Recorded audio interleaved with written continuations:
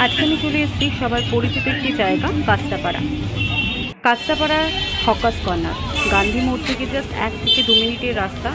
Hawkers corner মার্কেটের মধ্যেই কিন্তু হয়েছে ঝুলন মেলা উৎসব।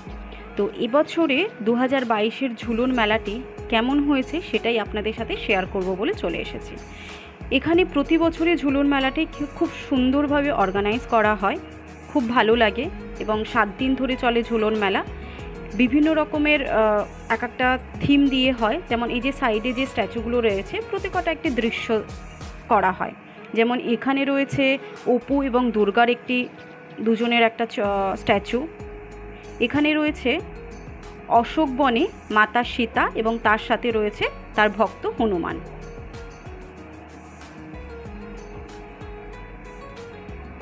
তার পাশেই রয়েছে শ্রীকৃষ্ণের মাখন চুরির একটা দৃশ্য।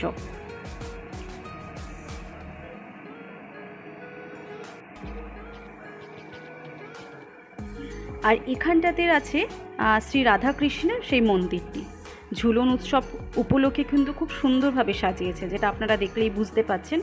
ভীষণই ভালো লাগছে এবং সাইডে মানে রাধাকৃষ্ণ যে দোলনাটায় ঝুলছে তার পাশ থেকে কিন্তু সখীগুলো খুব সুন্দরভাবে মুভমেন্ট হচ্ছে, ভীষণই ভালো লাগছে দেখতে।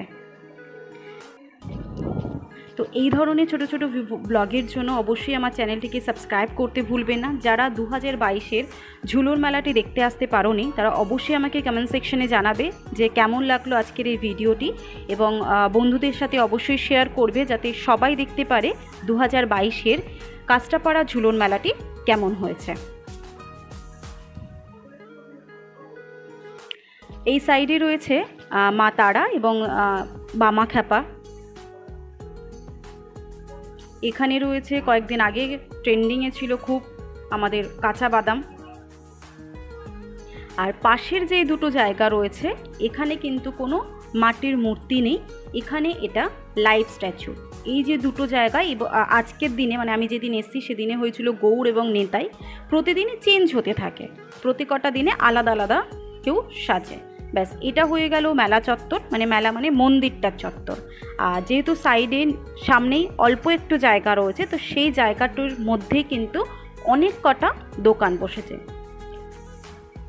মেলা মানেই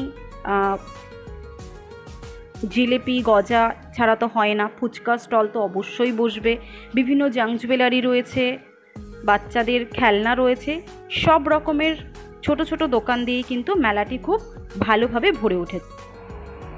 সবাই জানাতে ভুলবে না যে 2022-এর কাঁচরাপাড়ার মেলাটি কেমন হয়েছে আর আমার এই ব্লগটি কেমন লাগছে। Thank you for watching video.